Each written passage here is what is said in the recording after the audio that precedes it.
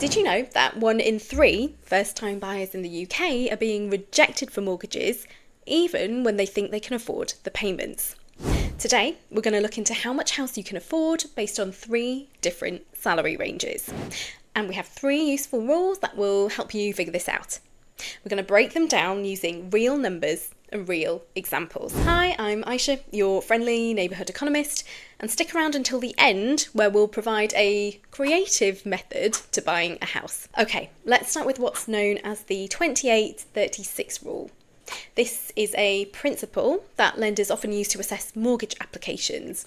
But don't worry, I'll break it down in simple terms.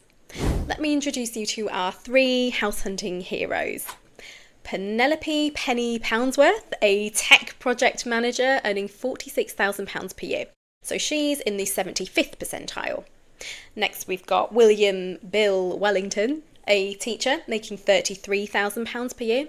So that sits him in the 50th percentile. And then we've got Sally Savings Smithson, a retail supervisor earning £24,000 per year. And so that sits her in the 25th percentile.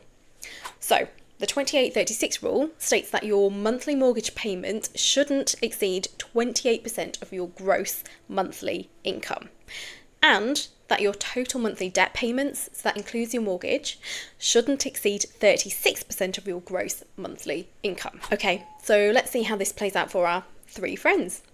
So what does this mean for Penny? Well, with her tech salary, she can afford to spend up to £1,073 on her monthly mortgage payments. But, and this is crucial, if she has any other debts like car loans or credit card loans, her total monthly debt payments, including the mortgage, shouldn't go above £1,380. This gives her a decent amount of wiggle room. But remember, just because you can spend this much doesn't mean that you should.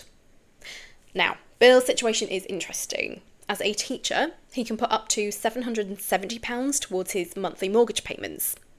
The total debt ceiling of £990 means he needs to be particularly careful about taking on any additional debts. Even an extra £230 on a car payment, for instance, could reduce how much he could spend on mortgage payments. Sally's case really highlights why it's so important to understand these rules before house hunting. With £560 as her maximum mortgage payment, she needs to be especially strategic. But here's a pro tip. If Sally has no other debts, she might be able to put a bit more towards her mortgage while staying under that total debt ceiling of £720. This is why being debt-free when house hunting can really work in your favour. Alright, we've explored the monthly mortgage payments and the affordability of those. But how do lenders judge what value house you can actually buy? The next rule looks into just that. Okay, let's look at another helpful guideline, the 3 to 5 times annual income rule. Now, this gives us a quick way to estimate what price range you should be looking at. But remember, this isn't just a random range. Where you fall within it depends on your specific set of circumstances. Okay, let's see how this plays out for our 3 friends. Now, this is where it gets interesting for Penny. Even at the higher end of the range, £230,000 won't get you much in London, where the average house price is £535,000. But if Penny is willing to look at the national average of £290,000, she might need to consider either a larger deposit or a longer mortgage term. Right, poor Bill might be feeling a bit discouraged looking at these numbers, but here's where we need to think creatively. If Bill has a partner who's also earning, they could combine their incomes. Or he might want to consider starting with a smaller property or looking in up-and-coming areas. It's definitely true that your first home doesn't have to be your forever home. Okay, looking at Sally's numbers, you might think home ownership is out of reach. And sadly, you're probably right. Sally will need to find other ways to increase her income, but we do address this in some of our other videos. I'll put a link to them in the description below. Before we move on, we need to talk about when you might want to aim higher or lower in this range, because timing your purchase right can make a massive difference to your financial situation. Consider staying at the lower end, so more like 3 times your income if you have existing debts. If you're like our friend Bill with his car payments, existing debts are already taking a bite out of your monthly budget. In Bill's case, that £200 car payment means he has less flexibility for a bigger mortgage. Current mortgage rates are high. Right now, they're sitting at around 4.89%, which is pretty high compared to recent years. To put that into perspective, if you borrowed £200,000 over 25 years, you'd be paying about £1,155 monthly. But if rates were at 2%, that same mortgage would only cost you £848 per month. That's a difference of over £300 each month. This is why we need to be more cautious when rates are higher. Job security is another big one.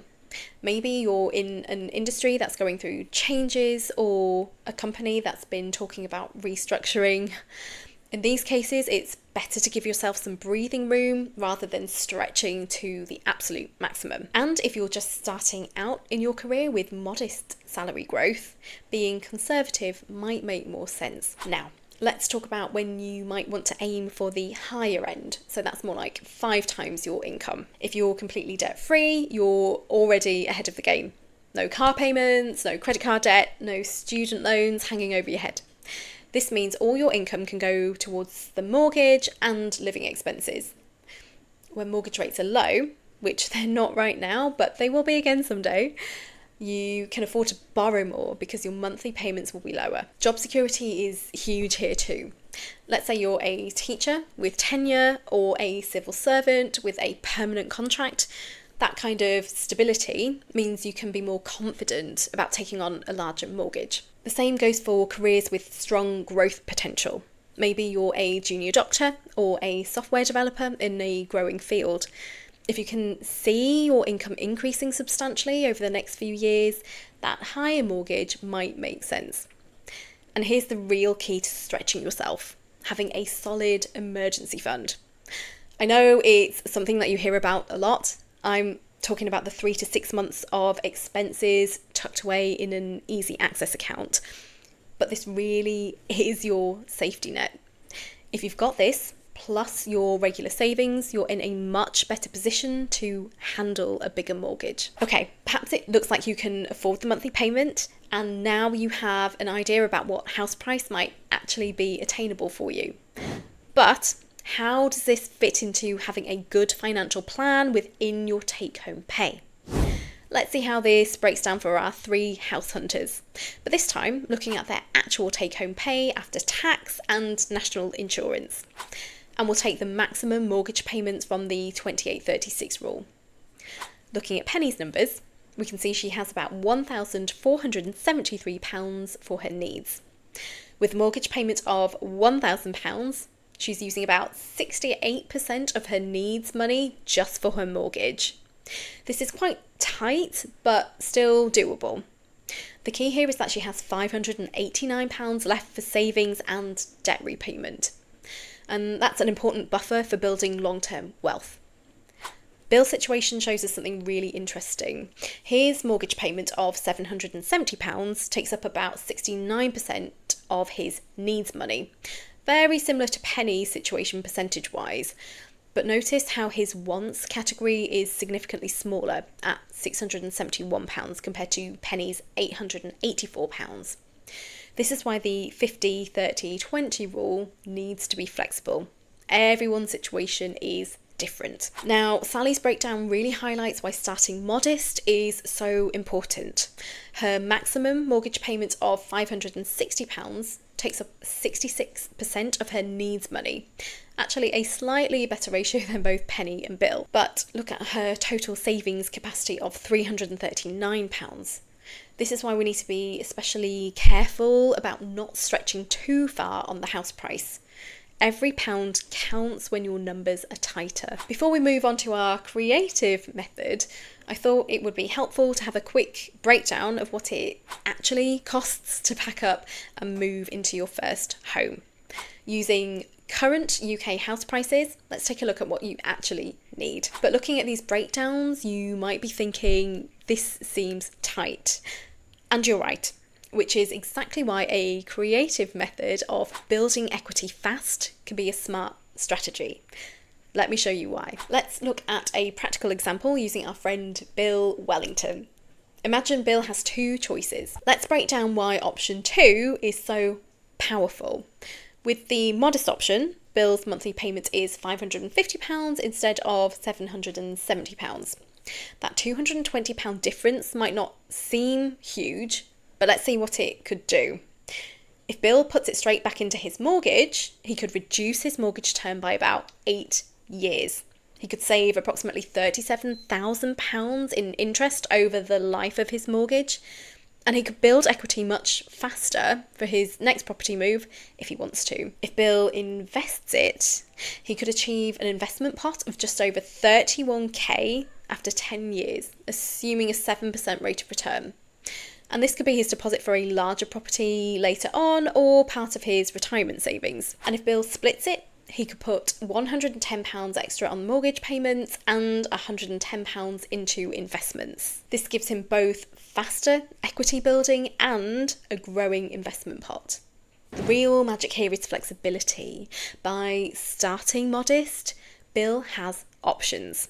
If he stretched to his maximum, he'd be left with no wiggle room. If watching this video has made you feel like home ownership is out of reach, don't worry. We've got you covered. Our video on how to do a payday routine might be exactly what you need to get there. See you there.